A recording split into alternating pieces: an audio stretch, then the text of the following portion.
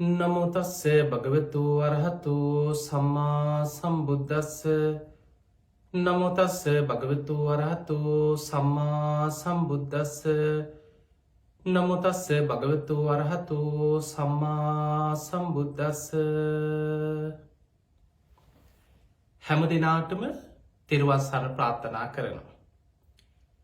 පින්වතුනි, අපි ඔබට මේ ධර්ම දේශනා තුළ කියලා දෙන්නේ රතන සූත්‍ර දේශනාව. බුද්ධ අධිෂ්ඨානයේ එදා බුදුරජාණන් වහන්සේ විශාලා මහනුවර තුන්බිය දුරු කරපු ඒ මහා අධිෂ්ඨාන දේශනාව. බුදුගුණ ඇතුළත් සත්‍යක්‍රියා දේශනාව. ධර්මී ගුණ ඇතුළත් සත්‍යක්‍රියා දේශනාව.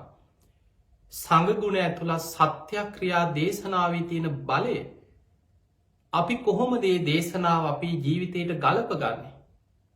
ඒ දේශනාවේ සඳහන් කරුණු ගාථාවෙන් ගාථාව, වචනෙන් වචනේ තේරුම් අරගෙන නිරවුල්ව කොහොමද මේ රතන සූත්‍රයෙන් අද අපි ආශිර්වාද ලබා ගන්න? අපි මීට කලින් දේශනාවේ කතා කරා දෙවියන්ගේ පිහිට ලැබෙන ආකාරය.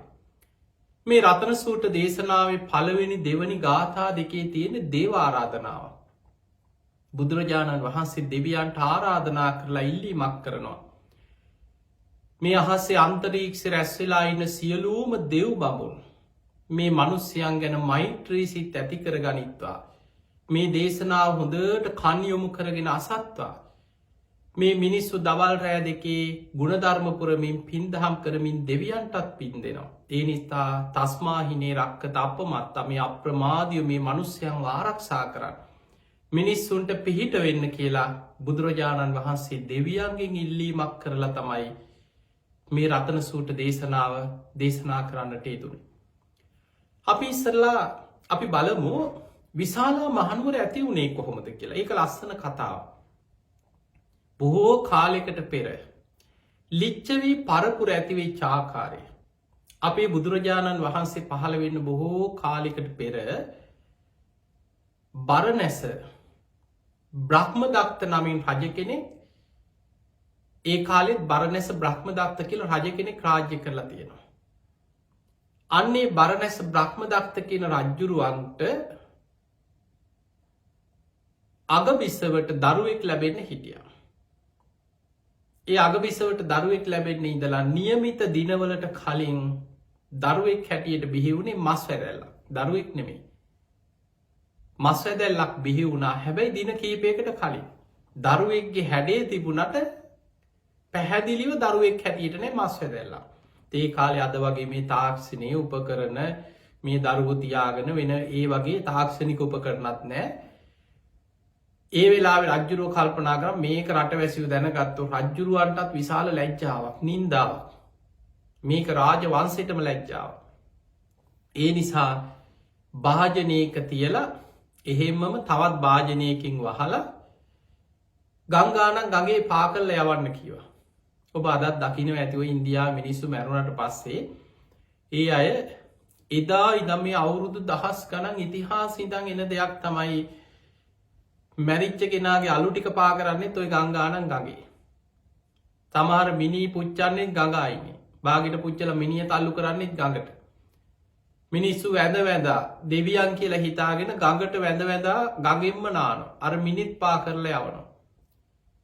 ඒ කාලෙත් ඔය ගඟට තමයි, ගඟේ තමයි අලු පා කරන ඒවා, මිනී පා කරන ඒවා මැරිච්ච කෙනෙක්ගේ. ඔබ දැකලා ඇති පහුගිය දවස්වල මේ වසංගතයත් එක්ක මල මිනී පවා ගඟේ පා කරලා යවනවා. ඔය වගේ එදත් අර මස් වැදැල්ල, හැබැයි ඒකේ සටහනක් තිබ්බ සේවකේ. බරණැස රජ්ජුරුවන්ගේ අගබිසවගේ ප්‍රජාවයි කියලා සටහනක් තියලා තමයි භාජනයකින් වහලා පා කරලා ඇරි. දැන් ගඟ දිගේ ඔය භාජනෙත් එක්ක ගඟේ පාවෙලා දවස් ගාණක් කොහොම යනවා. ඔහොම යනකොට මහා කැලෑ භූමියක භාවනා කරන තාපසයෙක්, ඉෂිවරයෙක්, හොඳට හිත දියුණු කරපු චිත්ත වශී ප්‍රාප්ත කරගත්ත සතර මහා ධාතු වඩපු ඉර්දිමත් තාපසයෙක් උදේ පාන්දර මේ ගඟට එනවා මූණකට දෝවනය කරන්න. ඔය ගඟට ඇවිල්ලා මූණ කට දෝණය කරගන්න උදේ වතුරට බැහැලා මූණ හෝදනකොට මේ භාජනයේ පාවෙලා කකුලේ දැවටුණා. අරගෙන බැලුවා මොකක්ද මේ? අන්න සටහනක් තියෙනවා බරණැස් නුවර බ්‍රහ්මදත්ත රජුරුවන්ගේ අගබිසෝගේ ප්‍රජාවයි. 이르දිමත් තාපසෙක් නුවණින් බැලුවා මොකක්ද මේ? කාරණේ වැටහුණා. මේ භාජනයේ තියෙන්නේ මස් වැදැල්ලක් වුණාට මේ භාජනයේ උණුසුම් විදිහට තව දින කීපයක් තියලා තිබ්බොත් මේ මස් වැදැල්ලෙන් දරුවෝ දෙන්නෙක් නිර්මාණය වෙනවා කියලා තමන් 이르දියෙන් දැක්කා. 이르දිමත් තාපසෙක්. මේ තාපසයා මේ බොහොම පරිස්සමෙන් මේ භාජනයේ එහෙම තාපසාරාමයට අරගෙන ගිහිල්ලා උණුසුම ඇති වෙන විදිහට මේ භාජනයේ තාපසාරාමේ තියාගත්තා. මේ පුදුම සිදුවීමක් ඉතින්. දින කීපයක් ගිහිල්ලා નિયમિત දවසේ භාජනයේ විවෘත කරා. භාජනයේ විවර කරනකොට අර මස් වැදැල්ල දෙකට බෙදිලා ගැහැණු දරුවෙකුයි පිරිමි දරුවෙකුයි දරුවෝ දෙන්නෙක් මස් වැදැල්ලෙන් නිර්මාණය වෙලා. හැබැයි මේ දරුවෝ දෙන්නගේ හම ඉතාම සියුම් හමක් තියෙන. මස් වැදැල්ලකින් නිර්මාණය වෙච්ච දරුවෝ දෙන්නෙක් නිසා ඉතාම සියුම් හමක් තියෙන. ගැහැණු දරුවෙකුයි පිරිමි දරුවෙකුයි. සතර මහා ධාතු චිත්ත වශී ප්‍රාප්ත කරගත්ත මේ බමුණ අධිෂ්ඨාන කරලා ලේ ධාතුව කිරි කරලා මහ පොට ඇඟිල්ලෙන් දරුවන්ට කිරිපෙව්වා කියලා ඒ ඉතිහාස පොතේ සඳහන් වෙනවා. දැන් මේක අපිට තර්ක විතර්ක කරලා ඕක කොහොමද අද මේ විද්‍යාවෙන් තර්ක කරන්න පුළුවන් දෙයක් නෙමෙයි. මේ ඉතිහාසයේ 이르දිමේ අද 이르දි තියන අයත් නැහැ, චිත්ත වශී ප්‍රාප්ත කරගත් අයත් නැහැ, අද ඒ හැකියාව තියන අයත් නැහැ. අද අපිට ඒ නිසා ඒව ගැන ගලපන්නත් බෑ. එතකොට මේ ඉතිහාස පොත්වල සඳහන් වෙන කාරණේ මම ඔබට කියන්න.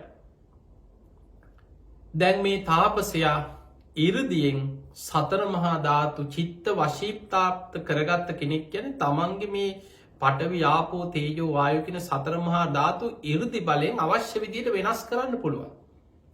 ඒ නිසා අදිෂ්ඨානෙන් ලේ ධාතුව කිරි කරලා මහ පොට ඇඟිල්ලෙන් කිරිපෙව්වා කිය. මේ දරුවෝ දෙන්නා දැන් හැබැයි තාපසයා ගමට යනවා පිණ්ඩපාත යනවා හොඳට හිත වඩන ගමේ මිනිස්සු බොහොම ගෞරව කරන 이르දිමත් තාපසෙක්. දවස් ගානකින් ගමට ආවෙත් නැහැ. ගමේ මිනිස්සු හොයාගෙන එනකොට මින්ද තාපසාරාමේ පොඩි ළමයි දෙන්නේ කනනවා.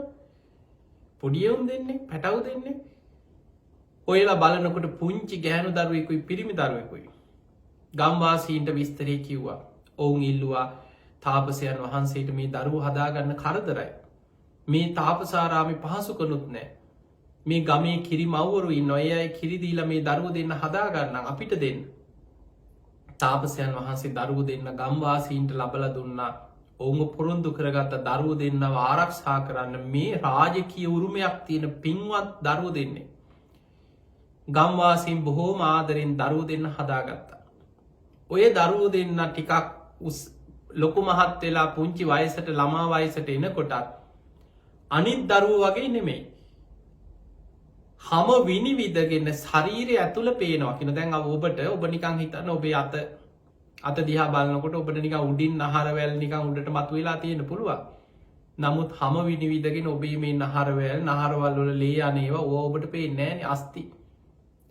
හිතන්න නිකන් ඉටි කොලයක් වගේ සියුම් වැස්මක් උඩින් තියෙනවා නම් විනිවිද පේනවා. අන්න ඒ වගේ අර දරුවෝ දෙන්නගේ හම ඊටාම සියුම් හම විනිවිදගෙන ඇතුළ පේනවා කියන.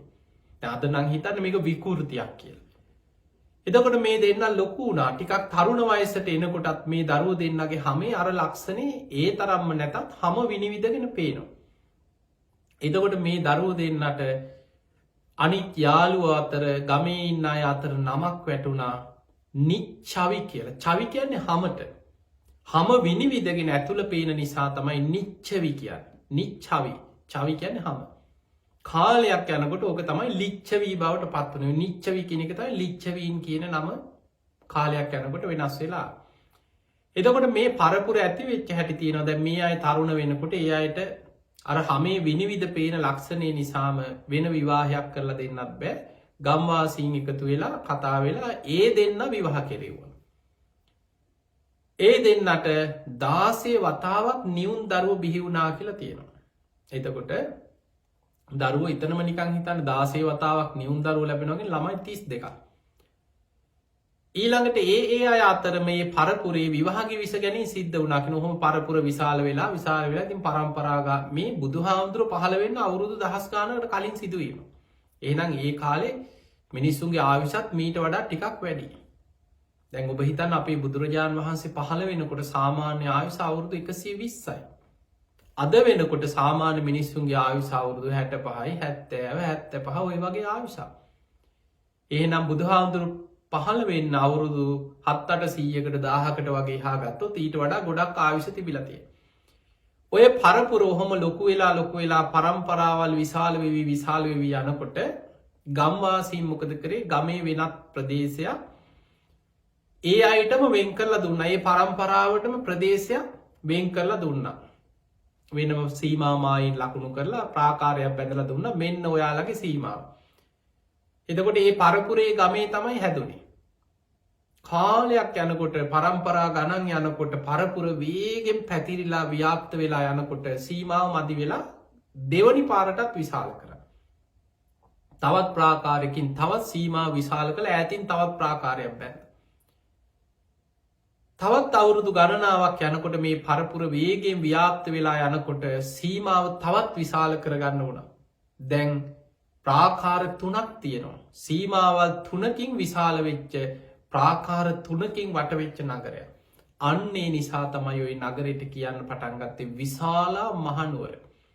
3 වතාවක් ප්‍රාකාර වලින් විශාල වෙච්ච නගරය නිසා විශාලා මහනුවර කියලා හැදෙනවා. ඔන්න ඔය විදිහට තමයි මේ රතන සූත්‍ර දේශනාව ගැන අපි කතා කරද්දී විශාලා මහනුවර නම හැදුනේ කොහොමද? ලිච්ඡවි පරපුර හැදුනේ කොහොමද කියන කාරණය දැන් ඔබ ඉගෙන ගත්තා. දැන් අපේ බුදුරජාණන් වහන්සේ පහළ වෙන කාලේ එනකොට ඒ වෙනකොට ලිච්ඡවීන් බොහොම ශාස්ත්‍රීය බොහොම දියුණු අර විශාලා මහනුවර බොහොම දියුණුයි. ඒ අයම වෙනම රාජ්‍ය පාලන ක්‍රමයක් ඒ ප්‍රදේශේ බොහොම ශාස්ත්‍රීය වෙනම පුංචි රාජ්‍යයක් ඊටාම දියුණු. ලිච්ඡවි රජවරු ඒ හරි සමගියෙන් එකතු වෙනවා. ඔබ දන්නවා අපේ බුදුහාමුදුරුවෝ සප්ත අපරිහානීය ධර්ම ඉඳන් ඒ අයට දේශනා කරන්නේ. එතකොට ඒ අය ළඟ තිබුණා මේ සමගියෙන් සාකච්ඡා කරනවා, සමගියෙන් එකතු වෙනවා, සමගියෙන් තීරණ ගන්නවා, සමගියෙන් විසිර යනවා. ඔය අතර ලිච්ඡවි රජවරු 7707ක් හිටියා කියනවා. එතකොට මේ වෙනම රජවරු කීවට ඒ හැමෝම සහයෝගයෙන් ඒ වෙනකොට හිටපු ලිච්ඡවි තරුණ වයසේ දැනුගත් හැමෝම රාජ්‍ය පාලන කටයුතු වලට සම්බන්ධ වුණා. ඉතින් හැමෝම රජවරු කියලා හැඳින්වුවා. සමූහාණ්ඩු පාලනයක් ගෙනිච්චයි. සමූහාණ්ඩු පාලනයක් කියන්නේ හැමෝම සහයෝගයෙන් සමව පාලන කටයුතු කරන හැමෝටම සම බලතල තියෙනවා. සතියෙන් සතියට එක්කෙනෙක් සතියක් රජකම් කරනවා. ඊළඟ එක්කෙනා ඊළඟ සතිය අභිෂේක ලබනවා. ඊළඟ කෙනාට බෙදලා දෙනවා. එතකොට මේක මේ අර මරාගෙන දෙන්නේ නැහැ කෙනෙකුට රජකම කියලා එහෙම නැහැ. බලයට කෑදරකමක් බලයට පොරකෑමක් නැහැ. සහයෝගයෙන් සමූහාණ්ඩු පාලනයක් හැටියට මේ පාලනය ගෙනිච්චා. ඉතින් ඔහොම තමයි බොහෝ කාලයක් ඔවුන්ගේ පාලන කටයුතු ගියේ. ඔය අතර තමයි විශාලා මහනුවරට අපේ බුදුහාඳුරු පහළ වෙන්න කලින් තමයි දැන් මේ ප්‍රශ්න පටන් ගත්තේ. මේ නගරේ කාලයක් යනකොට විශාල දුර්භික්ෂයක් ඇති වුණා. දැන් බලන්න මේ වසංගතේ එනකොට එක පැත්තකින් ස්වභාවික විපතුත් එනවා. මොකක් හරි එක්ක ගම් වතුර විපත් වෙනවා. දැන් බලන්න ඔබ සමහර වෙලාවට වැහැලා ඔන්න ගම් වතුර දැන් අපේ රටේ මේ දවස්වල ගම් වතුර විපත් වෙනවා. ඒ ගම් වතුර විපත් ඇවිල්ලා යන්තම් ටික දවසක් යනකොට ඔන්න තව පැත්තකින් මොනවා හරි තව වසංගත රෝග, ඩෙන්ගු ඊළඟට ඔය නොයෙක් පාචනී වගේ රෝග අර වැසිකිලි වලවල් ලිං වලට මිශ්‍ර වෙලා විශාල සෞඛ්‍ය ප්‍රශ්න ගොඩක් ඇති වෙනවා ඊට පස්සේ කාලයක් යනකොට. එතකොට එක මොකක් හරි එක්ක ගම් වතුරක් සමහර කාලවල නියඟ එනවා දුර්භික්ෂයක්. මොනවා හරි ස්වභාවික විපත් එක්ක තව ස්වභාවික ව්‍යසන ගොඩක් එකතු වෙලා එනවා. විශාලා මහනුවරට ආපු ව්‍යසනේ තමයි වැස්ස නැති එක. වහින්නේ නියඟයක්. මේ නියගේ අවුරුද්ද 2-3 ඔහොම ගිහිල්ලා නියගේ බොහොම දරුණු මට්ටමේ විශාල නියගයක් ඇති වුණා. පිරිසිදු වතුර නෑ දැන් මිනිස්සුන්ට. වතුරත් අපිරිසිදුයි. මෙහෙම කාලයක් යනකොට වසංගතයක් පැතිරෙන්න පටන් ගත්තා. අපි හිතමු මේ වගේම දැන් මේ වසංගතයක් පැතිරෙන්නේ. ඔය වගේ වසංගතයක් පැතිරීගෙන ගියා. එක පැත්තකින් නියගේ තව පැත්තකින් වසංගතය. මේ වසංගතය කොච්චර දරුණුද කියන්නේ වේගෙන් පැතිරෙනවා. දැන් ඔබ බලන්න මේ කොරෝනා වසංගතය පැතිරෙන හැටි. පේන්නේ නැහැ, හිතාගන්න බෑ. හුලගෙන් පැතිරෙනවා සමහරලාට. කෙනෙක් කිඹුහුමක් යනකොට කහිනකොට ඒ හුලගේ ගිහිල්ලා තව කෙනෙකු හුස්ම ගන්නකොට මේ හුස්මත් එක්ක පැතිරීගෙන යනවා, හිතාගන්න බෑ. විශාලා මහනුවර ඔය වගේ වේගෙන් වසංගතය පැතිරෙනකොට නගරේ මුලින් 10 15 20 50 100 දවසකට මිනිස්සු මැරෙන්න ගත්තා. කාලයක් යනකොට 300-400 මිනිස්සු මැරෙනවා. දැන් බලන්න ඔහොමනේ මේ වසංගතේ පටන් ගන්නකොට ඉස්සල්ලාම එක්කෙනෙක් මැරුණා. දවස් ගාණක් ගිහිල්ලා තව එක්කෙනෙක් දෙන්නෙක් මැරෙනකොට කොච්චර මිනිස්සු අනේ කෙනෙක් මැරිලා අන්න වසංගතෙන් මැරිලා. දැන් 50-100 දවසකට එන්න මැරෙන ප්‍රමාණය වැඩි වෙනවා. ඒ වගේ විශාලා මහනුවර නගරේ මිනිස්සු මෙහෙම මැරෙනකොට මලමිනි පුච්චන්න දැන් ඔබ අද ඉන්දියාවේ තත්ත්වය දැකලා ඇති. මිනිස්සු බයයි මේ වසංගතය. දැන් ඔබ බලන්නකො මේ වසංගතයෙන් මැරෙන කෙනෙක් ළඟට ලං වෙන්නත් බයයි. ඒ මිනිහ ඉක්මනට ඉටිකොල වලින් වගේ ඔතලා අර විස බීජ එළියට පැතිරෙන්නේ නැති විදිහට සම්පූර්ණ ආවරණය කරලා පෙට්ටියක දාලා සම්පූර්ණ සීල් කරලා පොඩි වෙලාවක් ඇතුළත ඉක්මනින්ම පුච්චලා දානවා. මේක පැතිරෙයි කියන බය වසංගතයත් එක්ක. අද ඉන්දියාවේ බලන්න මිනි ටික පුච්ච ගන්න විදියක් නැතුව පාරවල් අයින් වල තැන් වල සමහරු ගඟට දාලා ගංගානම් ගඟේ. එතකොට මේ වගේ එදා විශාලා මහනුවර තැන් වල මලමිනි කුණු වෙවි යනකොට පාරවල් වල මිනිස්සු වැටිලා එහෙම මැරිලා කුණු වෙනවා. කවුරුත් ලං වෙන්න බයයි වසංගතේ. ඔහොම වෙනකොට මුළු නගරෙම මලමිනි ගඳ පැතිරෙනකොට යොදුන් ගණන් ඈත හිටි අමනුෂ්‍යයෝ නගරයට ආවා කියලා. මල කුණු වල ආහාර ඔවුන්ගේ ආහාර තමයි ඒවා. අමනුෂ්‍යයන්ගේ මලමිනි වල ඕජාව, මල කුණු වල දුර්ගන්ධය ආග්‍රහණය කරන. මේ මිනිස්සු කනවා වගේ මේ කනව නෙමෙයි, ආග්‍රහණය උරාවනවා. දැන් විශාලා මහනුවරට ප්‍රශ්න 3ක්. එකක් වැස්ස නැහැ, දුර්භික්ෂේ, වසංගතේ පැතිරෙනවා, ඊළඟට අමනුස්ස විපත්. නගරයේ සම්පූර්ණයෙන් අමනුෂ්‍යයන්ගේ ගොදුරු බවට අමනුස්ස ග්‍රහණයකට ලක් වුණා. ඔන්න ඔය වෙලාවේ තමයි බුදුරජාණන් වහන්සේගේ පිහිට ලැබෙන්නේ. ඒ බුදුරජාණන් වහන්සේගේ පිහිට ලැබෙන ආකාරයත් හරිම ආශ්චර්යයි. අපි ඒක කතා කරමු ඊළඟ වැඩසටහනේ. පින්වතුනි, එදා බුදුරජාණන් වහන්සේ විශාලා මහනුවර නගරයට මේ ලිච්ඡවීන්ගේ ආරාධනය මත වැඩම කරලා, අපි කවුරුත් දන්නවා උන්වහන්සේ ගංගානම් ගඟෙන් පැන් එකක් පෙරලා අරගෙන ඒ පිරිසිදු පැන් බුද්ධ අධිෂ්ඨානයෙන් පිරිත් කළ ආනන්ද හාමුදුරුවෝ නගරයට පිරිත් පැන් ඉස්සා. බුදුරජාණන් වහන්සේ සිරිපතුල තබනකොටම අර නියගේ දුරු වෙලා එකිනෙකට වෙනස් වැසි 7ක් නගරයට ඇදහැරුණා. ඊළඟට ඒ විතරක් නෙමෙයි, අර නගර හිටි අමනුෂ්‍ය නගරය අතහැරලා සීසීකට දිව්වා කියලා. බුදුරජාණන් වහන්සේ මහා කරුණාවෙන් මේ නගරවාසීන්ට රතන සූත්‍ර දේශනාව දේශනා කරා. එහි පළවෙනි දෙවනි ගාථා දෙක අපි කතා කරා. ඒ ගාථා දෙකෙන් දෙවියන්ට කෝටි ලක්ෂයක් සක්වල දෙව් බමුණට බුදුරජාණන් වහන්සේ ආරාධනා කරලා මිනිස්යන්ට පිහිට වෙන්න කියලා දෙවියන්ට ආරාධනා කරා. අපි බලමු මේ රතන සූත්‍ර දේශනාවේ ඊළඟ ගාථා. 3 වෙනි ගාථාව. යං කිංචි විත්තං ඉදවා හුරංවා සග්ගේ සුවායන් රතනම් පනීතං නනෝ සමං අත්ති තථාගතේන ඉදම්පි බුද්දේ රතනම් පනීතං ඒතේන සච්චේන සුවත්ති හෝතු. 3 වෙනි ගාථාවෙන් තියෙන බුද්ධ රත්නේ, බුදුහාඳුරන්ගේ තියෙන ආශ්චර්යමත් ලක්ෂණයක් ගැන කරන සත්‍යක්‍රියාව. 3 වෙනි ගාථාව. යං කිංචි විත්තං ඉදවා හුරංවා සග්ගේ සුවායන් රතනම් පනින. යම් වස්තුවක් මේ ලෝකේ හෝ වෙනත් ලෝකයක හෝ තියෙනවා නම් වටිනාම කියන මැණිකක්, වටිනා වස්තුවක්. ඔබ හිතන්න මේ ලෝකෙ තියෙන අපි කියන අන්න අර මැණික වටිනවා, මහා වටිනා දෙයක්. මිනිස්සු වටිනා දේවල් සමහරු කියලා දියමන්තිය වටිනවා, මේ රත්තරම් මහා මැණිකක්, නිල් මැණිකක් හම්බුණා. එතකොට මේ ලෝකේ හරි වෙනත් ලෝකයක හරි වටිනාම කියලා වස්තුවක්, මැණිකක්, මාණික්කයක් ඇද්ද? යං කිංචි විත්තං ඉදවා හුරංවා සග්ගේ සුවායන් රතනම් පනීතං. යම් වස්තුවක් මෙලව හෝ වෙනත් ලෝකයක වටිනාම වස්තුවක්, වටිනා මාණික්කය වටිනා දෙයක් තියෙනවද නනෝ සමං අත්ති තථාගතේන බුදුරජාණන් වහන්සේට සම කරන්න පුළුවන් උන්වහන්සේ හා සමාන වටිනාකමකින් යුක්ත බුදු කෙනෙකුට සම කරන්න පුළුවන් කිසිම වස්තුවක් ලෝකෙ නෑ කියන. මැණික් ටික එකතු කරත් ලෝකෙම තියෙන මැණික් එකතු කරත් වෙනත් ලෝකෙක තියෙන වටිනා දේවල් එකතු කරත් මේ රන් රිදී මුතු මැණික් මේ වස්තුව කොච්චර ගොඩ ගැහුවත් ඒ සියල්ලේ වටිනාකම බැලුවත් ඒ සියල්ලට වඩා බුද්ධ රත්නය බුදුරජාණන් වහන්සේගේ වටිනාකමට සම කරන්න පුළුවන් දෙයක් ලෝකෙ නෑ කියන. ඉදම්පි බුද්ධේ රතනම් පනීතම් මේ බුදුරජාණන් වහන්සේගේ තියෙන මේ සත්‍යයානු මේ බුද්ධ රත්නය තියෙන ශේෂ්ඨත්වයයි. ඒ තේන සච්චේන සුවත්ති හෝතු. ඒ සත්‍යානු භාවෙන් සුවපත්වේවා කියල සත්‍යයක් ක්‍රියා කර. මතකතියාගන්න රතන සූට දේශනාවේ පළවෙනි දෙවනි ගාථා දෙක මම කියල දුන්න. රතන සූට දේශනාවේ පළවෙනි දෙවනි ගාථා දෙකින් තියෙන්නේ කෝටි ලක්ෂයක් සක්වල දෙව් බමුන්ට බුදුරජාණන් වහන්සේ ආරාධනා කරලා මිනිස්සුන්ට පිහිට වෙන්න මේ දේශනාව හොඳට අහන්න. අහල මේ මනුස්ස වර්ගයා ගැන මෛත්‍රීසිත් ඇති කරගෙන මිනිස්සුන් ආරක්ෂා කරන්න කියල බුදුහාන්දුරු දෙවියන්ගෙන් ඉල්ලීමක් කර. ඒ ඉල්ලීමක් කරලා තමයි බුදු ගුණ දහම් ගුණ සඟගුණ ඇතුළා සත්‍යයක් ක්‍රියා දේශනාව මේ රතන සූට දේශනාව දේශනා කරන්නට ඉතුන්.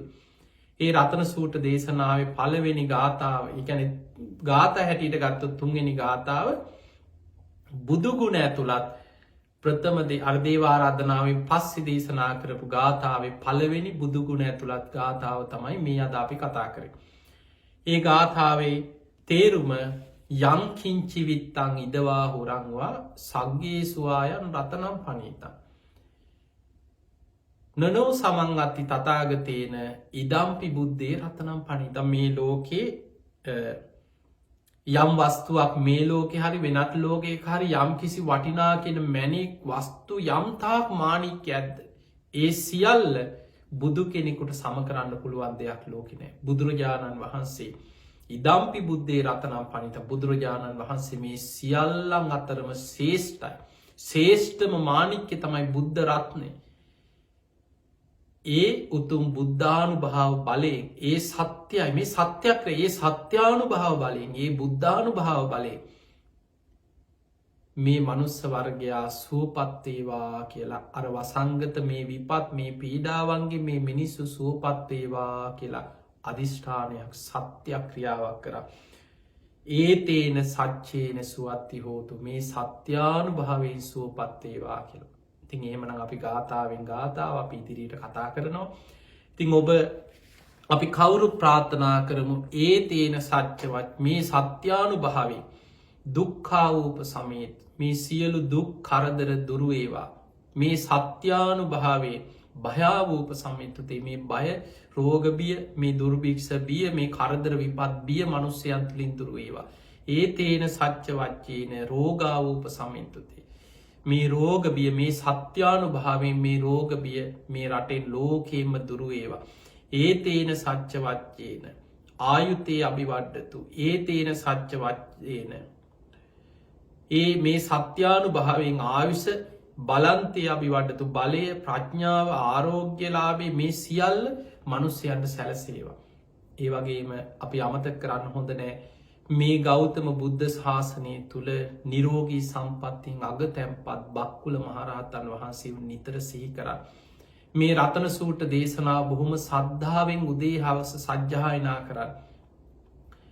අවුරුදු 160ක් නිරෝගිය වැඩ සිටියේ බක්කුල මහරහතන් වහන්සේගේ ඒ උතුම් සසර නිරෝගි සම්පත්තිය පිණිස පිරූ පාරමී බලයෙන් ඒ උතුම් බුද්ධානු භාවෙන් දම්මානු භාවෙන් සංගානු භාවෙන් ඔබ හැම දෙනාම සුවපත්තේවා. අපේ රටට ලෝකේටම මේ වසංගත බිය ඉක්මනින්ම දුරුවේවා.